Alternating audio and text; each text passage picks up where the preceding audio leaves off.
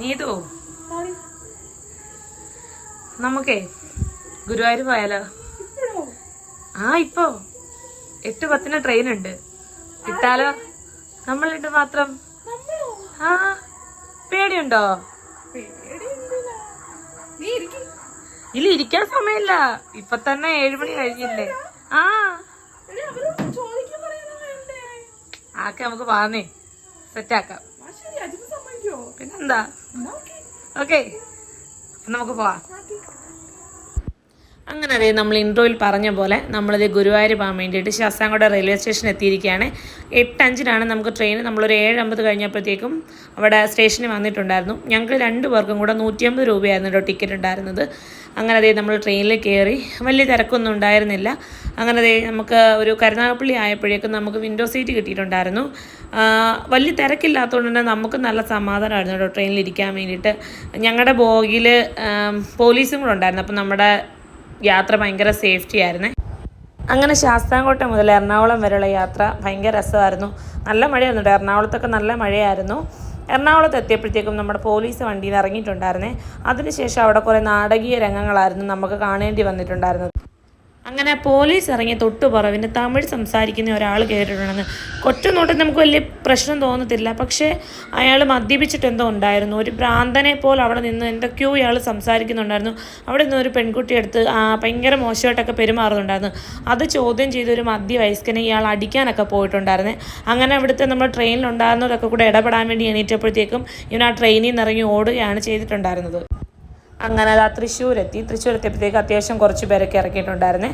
പിന്നെ ഗുരുവായൂർക്കുള്ള ഒരു വലിയ കാത്തിരിപ്പായിരുന്നു. അങ്ങനെ അതേ നമ്മൾ ഗുരുവായൂർ സ്റ്റേഷനിൽ ഇറങ്ങിയിട്ട് ഗുരുവായൂർ അമ്പലത്തിലേക്ക് നമ്മൾ നടക്കുകയാണ്. നമ്മൾ റൂം അന്വേഷിച്ചിട്ടുള്ള അങ്ങനെ അതേ അമ്പലത്തിൻ്റെ തൊട്ടടുത്ത് തെക്കേ നടയുടെ ഭാഗത്തായിട്ട് നമുക്ക് റൂം അവൈലബിൾ ആയിട്ടുണ്ടായിരുന്നേ. അങ്ങനെ നമ്മൾ ആ റൂമിൻ്റെ ലൊക്കേഷൻ തിരക്കിയിട്ട് നമ്മൾ നേരെ നടന്നുകൊണ്ടിരിക്കുകയാണ്.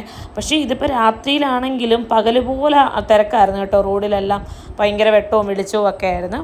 അങ്ങനെ ഞങ്ങൾ അവിടുന്ന് പൂവൊക്കെ വാങ്ങിച്ചിട്ട് നേരെ റൂമിൽ പോയിട്ട് ഇനി കിടക്കാനും റെസ്റ്റ് എടുക്കാനും ഒന്നിനുള്ള ടൈമില്ല. പെട്ടെന്ന് ഒരുങ്ങി റെഡിയായിട്ട് അമ്പലത്തേക്ക് പോകുക എന്നുള്ള ഒറ്റ ലക്ഷ്യമായിരുന്നേ. അങ്ങനെ കുളിച്ചൊരുങ്ങി ഞങ്ങൾ ക്യൂവിൽ വന്ന് നിന്ന് കേട്ടോ. ക്യൂ എന്ന് വെച്ചാൽ അതൊരു 1.5 ക്യൂ ആയിരുന്നു. അങ്ങനെ ക്യൂവിലൊക്കെ നിന്നെങ്കിൽ ആദ്യം കുറച്ച് സമയം ക്യൂ നല്ല ഫാസ്റ്റായിട്ട് പോകുന്നുണ്ടായിരുന്നു. അതിന് ശേഷമാണ് ക്യൂ ഭയങ്കര സ്ലോ ആയിരുന്നു.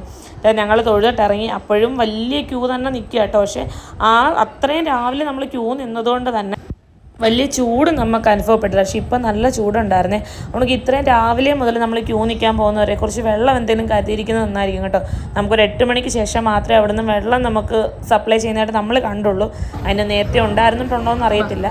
അങ്ങനെ തൊഴുതിറങ്ങി ഒരു 9:30 ആയപ്പോഴത്തേക്ക് നമ്മൾ തൊഴുതിറങ്ങി. അങ്ങനെ നമ്മൾ എന്തെങ്കിലും കഴിക്കാൻ വേണ്ടിയിട്ട് ഈ പഴയടം രുചിയിൽ കയറിയിട്ടുണ്ട്. അകത്തേക്ക് കയറിയപ്പോൾ തന്നെ ഒരുപാട് സ്നാക്സും സ്വീറ്റ്സും നെയ്യപ്പം ഒക്കെ ഇരിപ്പുണ്ടായിരുന്നു. അങ്ങനെ ഞങ്ങൾ അവിടെ ചെന്ന് കുറച്ച് കഴിഞ്ഞപ്പോഴത്തേക്ക് അവിടെ പ്രഥമൻ കൊണ്ടുവന്നിട്ടുണ്ടായിരുന്നു.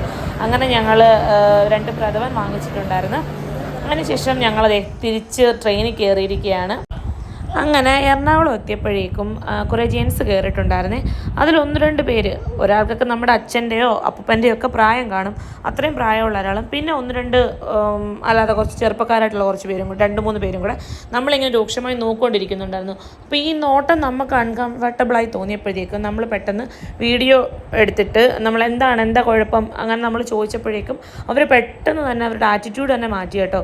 ഒരു പരിധി വരെ എനിക്ക് തോന്നുന്നുണ്ട് നമ്മൾ പ്രതികരിച്ച് കഴിഞ്ഞാൽ ഒരു പരിധി വരെ നമുക്ക് നമ്മുടെ സേഫ്റ്റി നല്ല രീതിയിൽ നോക്കാൻ പറ്റുമെന്ന് നമുക്ക് തോന്നുന്നുണ്ട്. പിന്നെ നമ്മളിങ്ങനെ ലേഡീസുള്ള ട്രിപ്പ് ആയതുകൊണ്ട് തന്നെ നമ്മൾ അത്യാവശ്യം പ്രിക്കോഷൻസ് ഒക്കെ എടുത്തിട്ടുണ്ടായിരുന്നേ. അറ്റ് ലാസ്റ്റ് നമ്മൾ നമ്മുടെ സുരക്ഷിതമായിട്ട് വീട്ടിൽ